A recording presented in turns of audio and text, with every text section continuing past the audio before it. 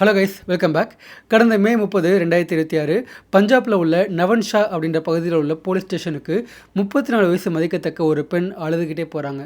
அங்கே உள்ள போலீஸை பார்த்து, சார், நேற்றுலேருந்து என்னுடைய 16 வயசான பொண்ணை காணோம், அவளை தேடி கண்டுபிடிச்சி கொடுங்கன்னு அழுக ஆரம்பிக்கிறாங்க.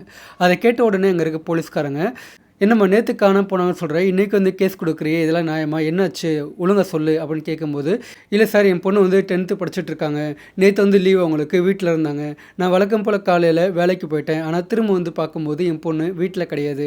நான் உடனே பக்கத்தில் இருக்க தெரிஞ்சவங்க, ஃப்ரெண்ட்ஸ் வீடு, சொந்தக்காரங்க வீடுன்னு எல்லா வீட்டுக்கும் போய் பார்த்துட்டேன், தேடி பார்த்துட்டேன், கேட்டு பார்த்துட்டேன், ஆனால் யாருக்குமே எதுவும் தெரியல. இது மட்டும் இல்லாமல் என் பொண்ணு அவளாவே வீட்டை விட்டு வெளியே போயிருக்கா சார்.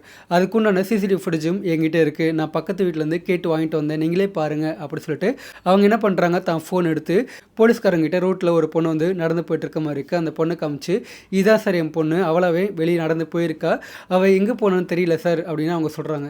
அதை போலீஸ்காரங்க கேட்குறாங்க. ஆனால் அவங்களுக்கு இந்த பெண் சொல்கிறதுல நம்பிக்கை கிடையாது. அது மட்டும் இல்லாமல் இந்த பெண் கூட ஒரு இளைஞனும் வந்திருக்கான், ரொம்ப சின்ன பையன் ஒருத்தர் வந்திருக்கான். போலீஸ்காரங்க அவனை பார்த்து, யாரமா உன்னுடைய சொந்தக்காரனா, உன்னுடைய புருஷன் எங்கே அப்படின்னு கேட்குறாங்க. அதுக்கு அந்த பொண்ணு, இல்லை சார், என் வீட்டுக்காரர் வந்து இறந்து போயிட்டாரு, இந்த பையன் தான் அந்த ஏரியாவில் வந்து எங்களுக்கு ஹெல்ப் பண்ணிட்டு இருக்கா, ரொம்ப நாளாக வந்து தெரியும், இப்போ என் பொண்ணு காணோன்னு உடனே என் கூட வந்திருக்கா, எனக்கு உதவி பண்ணதான் வந்திருக்கான்னு அவங்க சொல்கிறாங்க. ஆனால் அது எல்லாத்தையும் கேட்ட போலீஸ்காரங்களுக்கு அவங்க பேச்சில் ஒரு உண்மை இருக்க மாதிரி தெரியல, அவங்க நாடகம் ஆடுறாங்க, நடிக்கிறாங்கன்னு நல்லாவே தெரியுது. இருந்தாலும் நல்லா தீர என்கொயரி பண்ணணும் அப்படின்னு போலீஸ் என்ன பண்ணுறாங்க, டேரெக்டாக இந்த பெண்ணுடைய வீட்டுக்கு வந்து போகிறாங்க. அங்கே போய் பார்க்கும்போது அந்த 16 வயசான பொண்ணு சொன்னாங்க இல்லையா, அந்த பொண்ணுக்குன்னு தனியாக ஒரு ரூம் இருக்குது. ரூம் ஃபுல்லாக தரவா செக் பண்ணி பார்க்குறாங்க. அந்த பொண்ணு வேறு யாராவது காதலிச்சிருக்காங்களா, இல்லை வேறு யார் கூட போயிருக்காங்களா, அவங்க கையில் ஃபோன் இருக்கா, இருந்துச்சா அப்படின்னு பல்வேறு விதமாக என்கொயரி பண்ணி பார்க்குறாங்க. அதன் பிறகு போலீஸ் என்ன பண்ணுறாங்க, அந்த தெரு ஃபுல்லாக என்கொயரி பண்ணி பார்க்குறாங்க. ஆனால் யார்கிட்ட என்கொயரி பண்ணாலுமே அந்த பொண்ணு யாரையும் காதலிக்கல, ரொம்ப நல்ல பொண்ணு சார், ஒழுக்கமான பொண்ணு அப்படின்னு அங்கே இருக்க எல்லாரும் சொல்கிறாங்க. அது மட்டும் இல்லாமல் இந்த போலீஸ் என்ன பண்ணுறாங்க, இந்த உஷா காட்டின ஃபுட்டேஜை வந்து அங்கே இருக்க ஏரியா மக்கள்கிட்ட வந்து காமிக்கிறாங்க. அதை பார்த்து அவங்க அந்த ஏரியா மக்கள் வந்து ஷாக் ஆகிட்டு ஒரு விஷயம் சொல்கிறாங்க, இதை பார்த்தா அந்த பொண்ணு மாதிரி தெரியல சார், இது வந்து வேற ஒரு பொண்ணு, இதே ஏரியாவில் தான் இருக்குது, அந்த பொண்ணு வேறு, இந்த அம்மா வந்து மாற்றி சொல்கிறாங்க அப்படின்னு சொல்கிறாங்க. இது மட்டும் இல்லாமல் அந்த ஏரியா மக்கள் இன்னொரு விஷயத்தையும் சொல்கிறாங்க. என்னன்னா, இந்த உஷா கூட போலீஸ் ஸ்டேஷனுக்கு ஒரு இளைஞன் போயிருந்தா இல்லையா, அவனுடைய வயசு வந்து 24, பேர் குருவிந்தர் சிங். அந்த இளைஞனுக்கும் உஷாவுக்கு இடையில் ஒரு விதமான உறவு வந்து ஓடிட்டு இருந்துச்சு. அதனால் அவங்க வீட்டுக்குள்ளே எப்பவுமே அடிக்கடி சண்டை வந்து நடந்துட்டு இருக்கும். அந்த பொண்ணும் அடிக்கடி திட்டும், சண்டை போடும். ஸோ நீங்கள் அந்த லேடி வந்து என்கொயரி பண்ணி பாருங்கள் அப்படின்னு அங்கே இருக்க மக்கள் இன்னும் ஸ்ட்ராங்காக சொல்கிறாங்க.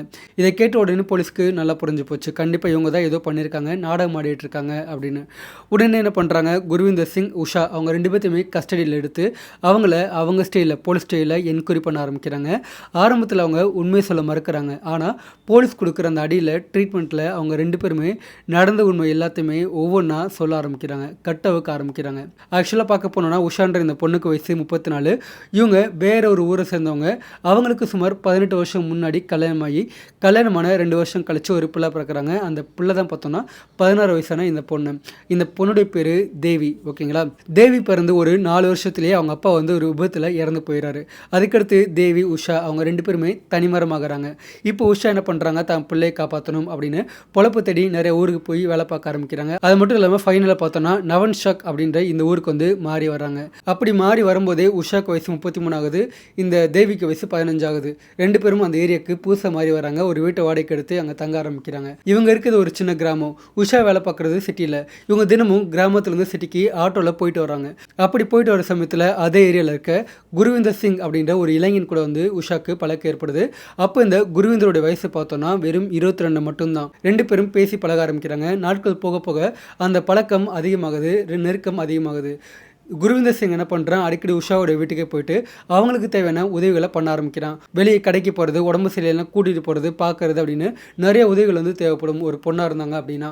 அந்த உதவிகள் எல்லாத்தையுமே குருவிந்தர் சிங் வந்து பார்க்க ஆரம்பிக்கிறான். அந்த ஏரியாவில் இருக்க மக்களும் ஆரம்பத்தில் அதை பெருசாக எடுத்துக்கல. ஏன்னா குருவிந்தர் வயசு 22 மட்டும்தான், இந்த பெண்ணுடைய வயசு உஷா வயசு 33. ஸோ ஒரு அக்கா தம்பி அந்த முறையில் வந்து பழகிட்டு இருப்பாங்க அப்படின்னு ஆரம்பத்தில் அவங்க அதை பெருசாக கண்டுக்கல, கேஷுவலாக விட்டுறாங்க. ஆனால் நாட்கள் போக போக இந்த பழக்கம் ரொம்ப நெருக்கமாயிட்டு உஷா, குருவிந்தர் சிங் அவங்க 2 பேருமே எல்லை மீறி போகிறாங்க. ஒன்றா உறவு வச்சுக்க ஆரம்பிக்கிறாங்க. அதுலேயும் உஷா ரொம்ப தைரியமாக என்ன பண்ணுறாங்க, குருவிந்தர் சிங்கை தான் வீட்டுக்கே வர வச்சு அவங்க கூட ஒன்றா இருக்க ஆரம்பிக்கிறாங்க. ஆனால் இது எதுவுமே தேவிக்கு தெரியாது. தேவிக்கும் இந்த குருவிந்தர் சிங்கை தெரியும். அந்த வீட்டுக்கு அடிக்கடி வந்து போகிற காரணத்தினால அம்மா கூட வேலை பார்க்குறவர் போல இருக்குது அப்படின்னு நினச்சிட்டு இருக்காங்க. அது மட்டும் இல்லாமல் குருவிந்தர் சிங்கை அண்ணன் அண்ணன் அப்படி சொல்லி அழைக்கிறாங்க. ஏன்னா இந்த பொண்ணுக்கு, இந்த சின்ன பொண்ணுக்கு வயசு வெறும் 15, அவனோட வயசு 22 அப்படின்னும் போது ரொம்ப கேப் வந்து கிடையாது. அண்ணன்னு சொல்லி பாசமாக அழைக்கிறாங்க. அந்த வீட்டுக்கு வந்து அடிக்கடி உதவி செய்கிறதுனால ரொம்ப பாசமாக இருக்காங்க. ஆனால் தன்னுடைய தாய்க்கும் அந்த அண்ணனுக்கு இடையில் இந்த மாதிரியான உறவு இருக்கும் அப்படின்னு அவங்களுக்கு தெரியலை. அவங்களுக்கு தெரியாமல் இவங்களும் பார்த்துக்கிறாங்க. அப்படி இருக்கும்போது ஒரு நாள் இரவு இந்த தேவி தூங்கிட்டு இருக்கும்போது நைட் அவங்களுக்கு ஏதோ ஒரு சவுண்டு கேட்குது. அந்த சத்தம் கேட்டு அவங்க என்னது அப்படின்னு தன் அறையிலேருந்து வெளியே எழுந்து வந்து பார்க்குறாங்க. அப்படி பார்க்கும்போது தன்னுடைய அம்மாவுடைய அறையிலேருந்து சவுண்டு வந்து கேட்குது. அதை கேட்ட உடனே என்னது சவுண்டு அப்படின்னு அவங்க டேரெக்டாக தன் அம்மா அறைக்கு வந்து போகிறாங்க. அங்கே போனால் லைட் வந்து எரிஞ்சு தான் இருக்குது. ஃபுல்லாக டோரும் அதே மாதிரி பாதி ஓப்பனாக தான் இருக்குது. தேவி வெளியே இருந்து அந்த கதவுடைய கேப்பில் உள்ளே பார்க்குறாங்க. பார்க்கும்போது தன்னுடைய அம்மாவும் இந்த குருவிந்தர் சிங்கும் உடம்புல ஆடை எதுவுமே இல்லாமல் ஒன்றா உறவு வச்சுட்ருக்க அந்த காட்சியை அவங்க பார்க்குறாங்க. ஒரு பொண்ணு தன்னுடைய அம்மாவை எந்த கோலத்தில் பார்க்கக்கூடாதோ அந்த ஒரு கோலத்தில் தேவி பார்க்குறாங்க. பார்த்தவங்க ஆடி போகிறாங்க. ஆனால் அதை பற்றி அவங்க அப்போ எதுவும் பேசலை. அவங்க அப்படியே ஷாக் ஆகிட்டு திரும்ப தன்னோட அறைக்கு வந்து போயிடுறாங்க. ஆனால் இதில் முக்கியமாக கவனிக்க வேண்டியது என்னென்னா, இந்த தேவி வந்து நார்மலான மற்ற சின்ன பொண்ணுங்க மாதிரி கிடையாது. ரொம்ப தைரியமான ஒரு பொண்மணி. அதே மாதிரி வாயும் நல்லா பேசுவாங்க.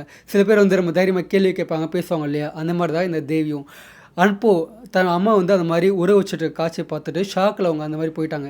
அடுத்த நாள் காலையிலே பார்த்தோன்னா தன் அம்மா எழுந்திரிச்ச உடனே அவங்கள போயிட்டு கேள்வி கேட்குறாங்க. நேற்று நீங்கள் 2 பேருமே என்ன பண்ணிட்டு இருந்தீங்கன்னு நான் என் கண்ணால் பார்த்துட்டேன். என்னம்மா பண்ணிகிட்டு இருக்கேன், நான் வந்து ஸ்கூல் போயிட்டுருக்கேன், இந்த மாதிரி நீ பண்ணுறதெல்லாம் தப்பு அப்படின்னு சொல்லிட்டு தம்மாவை அவங்க கேள்வி கேட்குறாங்க. அது மட்டும் இல்லாமல் இனிமேல் அவனை இந்த வீட்டுக்கு வரக்கூடாதுன்னு சொல்லு அப்படின்னு தம்மாவே அவங்க கண்டிக்கிறாங்க. அந்த சின்ன வயசுலேயே கண்டிக்கிறாங்க. அப்போ உஷாவும் இதை பற்றியெல்லாம் இந்த வயசில் நீ பேசக்கூடாது, பேசாமல் வாயை மூடிட்டுரு அப்படின்னு தன் மகளை அவங்க திட்டுறாங்க. ஆனால் உஷாவும் சரி, குருவிந்தர் சிங்கும் சரி அந்த உறவை கைவிடவே இல்லை. திரும்ப திரும்ப பல முறை வந்து குருவிந்தர் சிங்கை வீட்டுக்கு அழைச்சோன்னா உறவு வச்சுக்கிறாங்க. இந்த சின்ன பொண்ணு ஸ்கூல் போன பிறகு வீட்டுக்கு அழைச்சிக்கிறாங்க. அது மட்டும் இல்லாமல் ஏதாவது ஹெல்ப் தேவை, ஏதாவது பொருள் வேணும் அப்படின்னா குருவிந்தர் சிங்கை வாங்கிட்டு வர சொல்கிறாங்க. அவன் அந்த வீட்டுக்கும் அவனும் ரொம்ப தைரியமாக, அவனுக்கும் பேரண்ட்ஸ் இருக்காங்க, ஆனால் அவன் ரொம்ப தைரியமாக அந்த வீட்டுக்கு வந்து போக ஆரம்பிக்கிறான். நாட்கள் போக போக இந்த விஷயம் வந்து வெளியே இருக்க எல்லா மக்களுக்கும் தெரிய வருது, அந்த ஏரியா மக்களுக்கு தெரிய வருது. அவங்களும் அரசியல் புரசில் பேச ஆரம்பிக்கிறாங்க. இது மட்டும் இல்லாமல் பார்த்தோம்னா இந்த சின்ன பொண்ணு ஸ்கூல் போகும்போது அவங்க கூட படிக்கிற சின்ன பிள்ளைங்க இருப்பாங்க இல்லையா, அந்த சின்ன பிள்ளைங்க கூட படிக்கிற ஃப்ரெண்ட்ஸ் கூட கேட்க ஆரம்பிக்கிறாங்க. பொதுவாக ஒரு மகள்கிட்ட, அதுவும் ஒரு சின்ன பொண்ணுக்கிட்ட, உங்கள் அம்மா வந்து அந்த மாதிரியா, இவங்க கூட வந்து பழகிறாங்களாமே, வீட்டுக்கு வந்து போகிறானாமே அப்படின்னு பக்கத்தில் கூட படிக்கிற ஒரு ஃப்ரெண்டோ ஒரு தோழியோ வந்து கேட்டால் எவ்வளோ சங்கடமாக இருக்கும், எவ்வளோ அசிங்கமாக இருக்கும். அந்த ஒரு அசிங்கத்தை அந்த பொண்ணு அனுபவிக்க ஆரம்பிக்கிறாங்க. அதே மாதிரி அந்த ஏரியாவில் இருக்க மக்களும் இந்த சின்ன பொண்ணோட காது படவே பார்த்தோன்னா ரொம்ப கேவலமாக பேச ஆரம்பிக்கிறாங்க. இவங்களுக்கு அவமரியாதை ரொம்ப அதிகமாகுது. அந்த சின்ன பொண்ணால் அந்த சின்ன வயசில் அதெல்லாம் தாங்கிக்க முடியல. அவங்க தான் அம்மாவை திரும்ப திரும்ப திட்டுறாங்க. ரொம்ப தைரியமாக கேட்குறாங்க. உனக்கு எவ்வளோ முறை சொன்னாலும் புரியாத, கேட்க மாட்டே அப்படின்னு அம்மாவை திட்டிகிட்டே இருக்காங்க. ஆனால் உஷா அதெல்லாம் கேட்காம பல முறை அதே தவறு பண்ணுறாங்க. அது மட்டும் இல்லாமல் தினமும் நைட்டு இந்த தேவி வந்து தூங்கின பிறகு மறுபடியும் இந்த குருவிந்தர் சிங் வீட்டுக்கு வர வச்சு அவங்க கூட ஒன்றா உறவு வச்சுக்கிறாங்க. அப்போது தேவிக்கும் தெரியுது. ஆனால் அவங்களால அப்போ அந்த சமயத்தில் எதுவும் பண்ண முடியாமல் தான் அறைக்குள்ளே வந்து அடைஞ்சு போய் கிடக்காங்க. இது ஒரு ஸ்டேஜில் எல்லாம் மீறி போகுது. தேவியால் அந்த வயசில் அதை கண்ட்ரோல் பண்ணிக்க முடியல. ஸோ என்ன பண்ணுறாங்க, கரெக்டாக மே 25 அன்னைக்கு, கடந்த மே 25, 2026 குருவிந்தர் சிங் பார்த்தோன்னா வழக்கம் போல் அன்னைக்கு நைட்டு ஒரு 11 மணி இருக்கும். டேரெக்டாக உஷாவை பார்க்க அவங்களுடைய வீட்டுக்கு வந்து போகிறான். அப்போது இந்த தேவி தூங்கிட்டாங்க அப்படின்னு நினச்சி உஷா என்ன பண்ணுறாங்க, கதவு திறந்து குருவிந்தர் சிங்கை வீட்டுக்குள்ளே அழைச்சி அவங்க கூட ஒன்றா உறவு வைக்கிறதுக்காண்டி ரூமுக்குள்ள வந்து கூட்டிகிட்டு போகிறாங்க. அப்போது தேவி திடீர்னு அறையுடைய கதவை திறந்து வெளியே வந்து அவங்க 2 பேர்த்துக்கு முன்னாடியுமே நின்று அவங்கள திட்ட ஆரம்பிக்கிறாங்க. உங்களுக்குலாம் எவ்வளோ சொன்னாலும் புத்தி வராதா அப்படின்னு அம்மாவை திட்டுறாங்க. அது மட்டும் இல்லாமல் இவங்க இந்த சின்ன பொண்ணு என்ன பண்ணுறாங்க, டேரெக்டாக இந்த குருவிந்தர் சிங்கை கிட்ட போயிட்டு அவனை கன்னத்திலே அரைஞ்சு, உனக்கெல்லாம் புத்தி கிடையாதா, அறிவு கிடையாதா, எவ்வளோ முறை சொல்கிறது, அவங்களோட வயசில் அதிகவங்க, எனக்கு அம்மா, இந்த வீட்டுக்கு நீ வரக்கூடாது அப்படின்னு அவனுடைய கன்னத்திலேயே அரைஞ்சு அவனை அந்த வீட்டை விட்டு வெளியே போக சொல்கிறாங்க. பக்கத்தில் இருக்க உஷாவும் அதெல்லாம் பார்த்து தான் இருக்காங்க. ஆனால் அவங்களால இதுவும் பண்ண முடியல.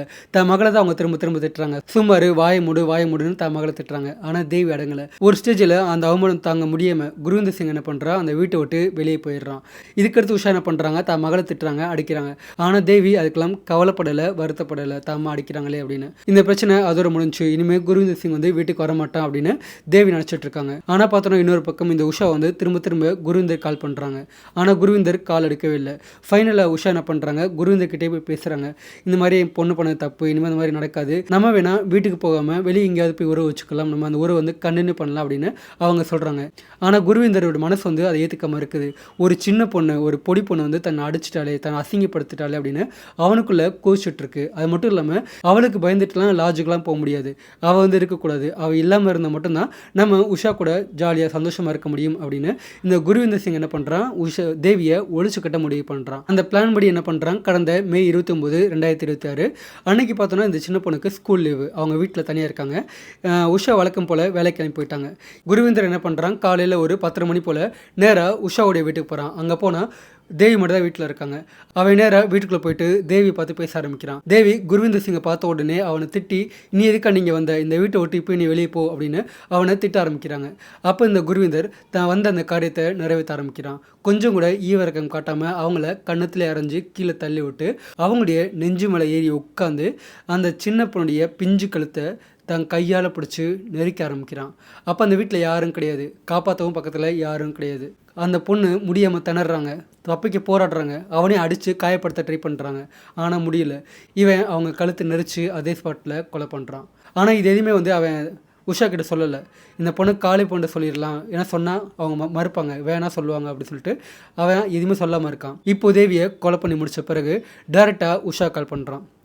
இந்த மாதிரி உன் பொண்ணை நான் கொலை பண்ணிட்டேன், இனிமேல் நம்ம உறவுக்கு எந்த ஒரு இடைஞ்சலும் இருக்காது அப்படின்னு ஃபோனில் அவன் சொல்கிறான். அதை கேட்ட உடனே உஷா ஆடி போகிறாங்க. உடனே கிளம்பி டேரெக்டாக தான் வீட்டுக்கு போகிறாங்க. அங்கேயும் பார்க்கும்போது நடு வீட்டில் தான் பொண்ணை இந்த குருவிந்தர் கொலை பண்ணி போட்டிருக்கான். பார்த்துட்டு பேருக்கு வந்து கதறாங்க. உண்மையான ஒரு அம்மாவாக இருந்தால் அந்த அந்த உறவு வந்து அப்பேற்பட்ட ஒரு உறவு வந்து தேவை கிடையாதுன்னு கை விட்டுருக்கணும், அவனை போலீஸில் பிடிச்சி கொடுத்துருக்கணும். ஆனால் அப்பையும் தான் காதலன் மாட்டிக்கக்கூடாது, தான் பொண்ணு போயிட்டா இனிமேல் நிம்மதியாக இருப்போம், இனிமேல் அவங்க கூட ஒன்றா சேர்ந்து வாழலாம், தனக்கு தன் காதலன் தான் முக்கியம் அப்படின்னு அவங்க முடிவு பண்ணுறாங்க. அதனால் 2 பேரும் ஒன்றா சேர்ந்து பேசி அப்பயே வந்து ஒரு பிளான் போடுறாங்க. அந்த பிளான் படி அங்கே இருக்க ஒரு கோணிச்சாக்கில் பார்த்தோன்னா இந்த சின்ன பொண்ணுடைய பாடி வந்து உள்ளே தூக்கி போட்டு நல்லா கட்டிட்டு இந்த குருவிந்தர் என்ன பண்ணுறான், வந்த பைக்லேயே அந்த சாக்கை பின்னாடி வச்சு கட்டிட்டு அந்த பாடி எடுத்துகிட்டு அவன் பைக்கில் புறப்படுறான். பக்கத்தில் ஹோசியார்பூர் அப்படின்ற ஒரு ஏரியா இருக்குது. அந்த ஏரியாவில் அடர்ந்த காட்டுப்பகுதி, ஒரு பெரிய காடு வந்து இருக்குது. அங்கே யாரும் இருக்க மாட்டாங்க, ஆள்நட மட்டம் ரொம்ப கம்மி. அந்த காட்டுக்குள்ளே அந்த பைக்கில் பாடி வச்சுட்டு உள்ளே ரொம்ப டீப்பாக வந்து உள்ளே போகிறான். அங்கே போன பிறகு சுற்றி முற்றி யாரும் இருக்காங்களா அப்படின்னு பார்த்துட்டு டேரெக்டாக என்ன பண்ணுறான், அந்த மூட்டை தூக்கி கீழே போட்டு அதில் பெட்ரோலை ஊற்றி எரிச்சிட்றான். அப்படி எரிச்சிட்டு எரிய விட்டுட்டு திரும்ப தான் வீட்டுக்கு வந்துடுறான். ஆனால் இந்த அவன் வீட்டுக்கு வரதுக்குள்ளேயே இங்கே இருக்க உஷா என்ன பண்ணுறாங்க, புது பிளானை போடுறாங்க. அதே ஏரியாவில் இருக்க கேமராவில் வந்து நிறைய சின்ன பிள்ளைங்களாம் நிறையா இருக்குங்க இல்லையா, இந்த கேஸ் வந்து வேறு மாதிரி மாற்றணும், திசை திருப்பணும் அப்படின்னு அவங்க என்ன பண்ணுறாங்க, அங்கே இருக்க ஒரு வீட்டில் வந்து கேட்குறாங்க. அவங்க வீட்டில் கேமரா வந்துருக்கு, சிசிடிவி கேமரா. கேட்குறாங்க, இந்த மாதிரி ஃபுட்டேஜ் வந்து பார்க்கணும், என் பொண்ணை வந்து காணோம், ஸோ நான் செக் பண்ணிக்கிறேன் அப்படின்னு சொல்லிட்டு அதை பார்க்குறாங்க. பார்க்கும்போது அவங்க எதிர்பார்த்தபடியே அந்த ஏரியாவில் நிறைய பொண்ணுங்க இருக்காங்க. ஸோ அவங்க எதிர்பார்த்தபடியே வந்து ஒரு பொண்ணு வந்து வெளியே போயிருக்காங்க. அந்த ஃபுட்டேஜை அவங்க தான் ஃபோனில் வந்து வீடியோ ரெக்கார்ட் பண்ணிக்கிறாங்க. போலீஸில் அதெல்லாம் செக் பண்ண மாட்டாங்க, தெரியாது, என்கொயரி பண்ண மாட்டாங்கன்ற அந்த ஒரு குருட்டு நம்பிக்கையில் ரொம்ப ஒரு மட்டமான ஒரு ஐடியாவில் அந்த ஃபுட்டேஜ் வந்து எடுத்துக்கிட்டு அவங்க திரும்ப ஸ்டேஷன் வந்து போகிறாங்க. வேற ஒரு பொண்ணை காமிச்சு, இதான் என் பொண்ணு அவளாவே வீட்டை விட்டு வெளியே போனான், ஆனால் திரும்ப வீட்டுக்கு வரல, அவள் எங்கேயாவது போயிருக்கலாம் அப்படின்னு தான் சந்தேகமாக இருக்குன்னு அந்த கேஸை வேறு திசையில் வந்து வேறு ஆங்கிளில் வந்து திசை திருப்ப ட்ரை பண்ணுறாங்க. ஏன்னா பொதுவாக 16 வயசில் ஒரு பொண்ணு வந்து காணாம போனால் அவங்க வேறு யார் கூட ஓடி போயிட்டாங்களோ, ஏன்னா அவங்களாவே வீட்டை விட்டு வெளியே போனாங்கன்னா வேறு யார் கூட போயிருப்பாங்க, இல்லைன்னா ஓடி போயிருக்கலாம், காதல் அந்த மாதிரி ஏதோ ஒரு விஷயமா இருக்கலாம், கடத்து கொண்டு போயிருக்கலாம் அப்படின்னு ஏதோ ஒரு விஷயமா இருக்கலாம்னு போலீஸ் நம்பிடுவாங்க. தாமலே இந்த வழக்கு வந்து திசை திரும்பாதுன்னு அவங்க நினச்சாங்க. ஆனால் அவங்க போட்ட பிளான் எல்லாமே ஃபுல்லாக வந்து ரொம்ப சொதப்பலாயிடுச்சு ஃபுல்லாக. அது மட்டும் இல்லாமல் இந்த குருவிந்தர் சிங் தன் பைக்கில் அந்த மூட்டையை வச்சுட்டு போகிறதும் அங்கே இருக்க கேமராலே பதிவாயிருக்கு. இது எல்லாத்தையுமே போலீஸ் என்கொயரியில் அந்த 2 பேருமே தெளிவாக சொல்லிடுறாங்க. இதெல்லாம் கேட்ட போலீஸ் என்ன பண்ணுறாங்க, டேரெக்டாக குருவிந்தர் சிங் அழைச்சிட்டு அந்த பெண்ணுடைய பாடியை எங்கே போட்டு எரிச்சானோ அங்கே போகிறாங்க. அங்கே போய் பார்க்கும்போது அந்த பாடி வந்து ஃபுல்லாக எரிஞ்சு போயிருக்கு, எலும்பும் கரியுமா கிடக்கு ஃபுல்லாக. போலீஸ் அதை மீட்டு எடுக்கிறாங்க. அது மட்டும் இல்லாமல் அங்கே இருக்க சாம்பிள்லாம் கலெக்ட் பண்ணி டைரெக்டாக இந்த சின்ன பொண்ணுடைய வீட்டில் இருக்கும் இல்லையா சீப்பு, அவங்க யூஸ் பண்ணுற ப்ரஷ்ஷு அப்படின்னு அந்த திங்ஸ்லேருந்து அவங்க டிஎன்ஏ எடுக்கிறாங்க. இந்த எலும்பு அதே மாதிரி அந்த டிஎன்ஏ அதெல்லாம் மேட்ச் பண்ணி பார்க்கும்போது இறந்து போனது அந்த பொண்ணு தான் அப்படின்னு கன்ஃபார்ம் ஆகுது. குருவிந்தர் அந்த பொண்ணை ரொம்ப கொடூரமாக கொண்டிருக்கான். பாடி மறைக்க உஷா உதவி இருக்காங்க. இது எல்லாத்துக்குமே மூல காரணம் இந்த தேவையில்லாத விபரீத ஆசை, பாலியல் ஆசை அப்படின்னு இச்சை அப்படின்னு போலீஸ்க்கு நல்லா புரிஞ்சு போகுது. ஸோ போலீஸ் என்ன பண்ணுறாங்க, எல்லா ஆதாரத்தையும் திரட்டி இவங்க 2 பேர்த்து மேலேயுமே எஃப்ஐஆர் பதிவு பண்ணி இவங்களை இப்போ கோர்ட்டில் வந்து ஆஜர் பண்ணியிருக்காங்க. இப்போ ஆன்கோயிங்கில் இந்த கேஸ் வந்து போயிட்டுருக்கு. இன்னும் தீர்ப்பு வந்து வழங்கப்படலை. ஓகேங்களா? ஸோ தீர்ப்பு வந்த பிறகு நம்ம சேனல் வழியாக கட்டாயமாக அதை பற்றி அப்டேட் பண்ணுறேன். ஓகே, ஸோ இந்த வீடியோ பிடிச்சிருந்துச்சுன்னா மறக்காம ஒரு லைக் போட்டுப்போங்க. நெக்ஸ்ட் வீடியோவில் பார்க்கலாம். அதுவரை பாய்.